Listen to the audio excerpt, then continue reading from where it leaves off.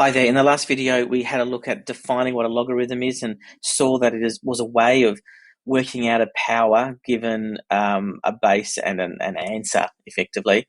In this video, we're going to have a look at using those log laws that were identified at the end of the video to solve these kinds of problems without a calculator where we can. So the first thing is to evaluate log base to 128. And to do this, we're simply going to ask ourselves, so I'll write it down again, log base to 128 is equal to, let's call it y, an unknown value for y. So if I rewrote that, I could say that's the same as 2 to the power of y equals 128. Okay, so that's using our basic definition of a log. So this always becomes the base. In fact, we say this log base 2 of that number. And it's really important to say that when you, or in your head at least, as you're writing things down. It really reinforces stuff. So 2 to the power of y equals 128. And I know for a fact that 128 is a power of 2. So we've got 2 squared is 4, 2 cubed is 8, and then so we've got 2 squared is 4, 8, 16, 32, 64, 128. So we've got here 7. So we've got 2 to the power of 7 is equal to 2 to the power of y, and therefore y is equal to 7. So log base 2, 128 is equal to 7. Easy as that.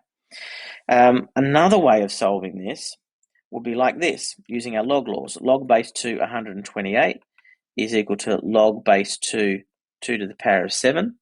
That power there can therefore be written in front. That means 7 times log base 2, 2. That's one of the laws. That's a really frequently used law to bring a power outside the log like that. And then log base 2, 2 is 1. So there we go. It uses a couple of index laws there and gets you to the same point. Either way would be absolutely acceptable. Let's have a look at example 2. Log base 3 plus log base b minus 1. We have to simplify, and there's an extra instruction there, write as one log. I made up this question because it's slightly harder than the ones in 13e question 2, but nevertheless, there you go. Okay, so first things first, I can combine the first two logs by saying that's equal to log 3b. What is the base of this? Can you remember? It's 10, isn't it? Because if it's not written down, it's implied. It's 10.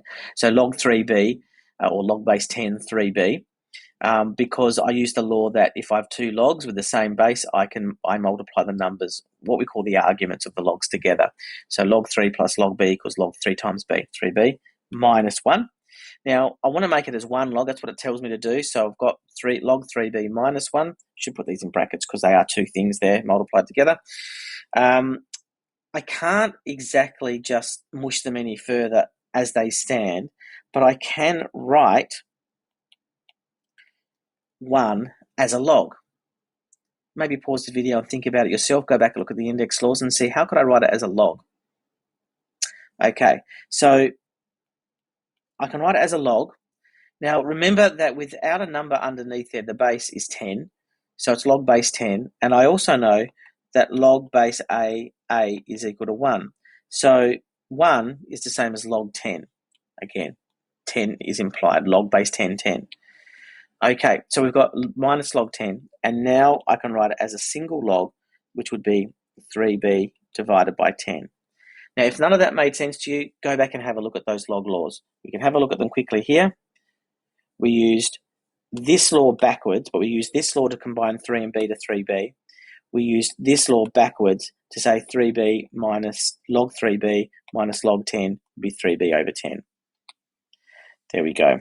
I should say with a lot of these, not necessarily the example I've covered so far, but a lot of these might have multiple ways of solving, so just be mindful of that.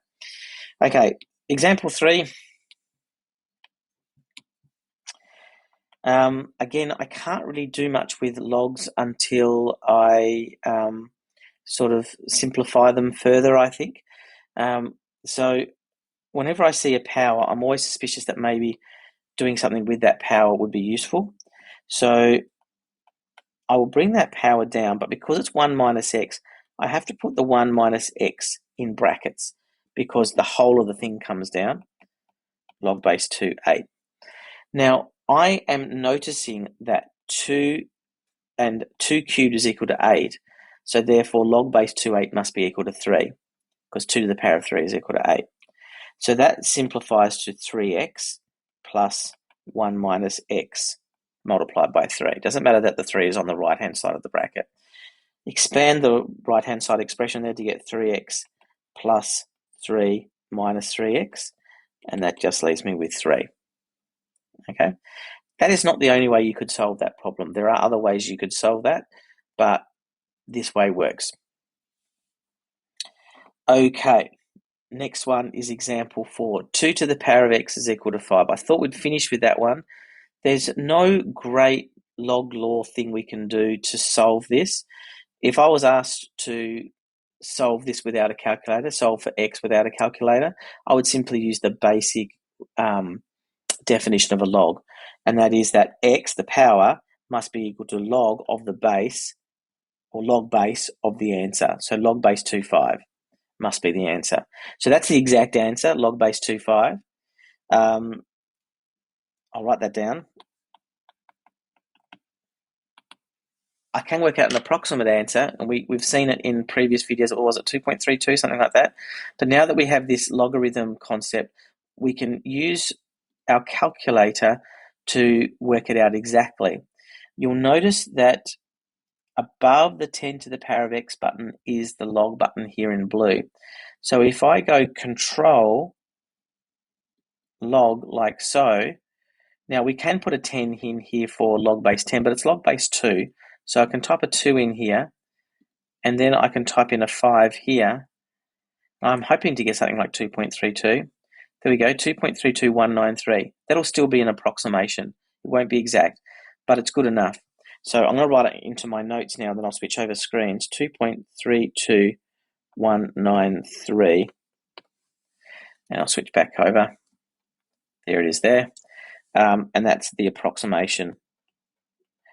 But you'd agree that it's using the logarithm function is a lot faster than using trial and error, or using some sort of graphing technique. Although both of them will get you there to a certain degree of accuracy, obviously using a built-in function like log makes a big difference to your calculation speed and accuracy as well.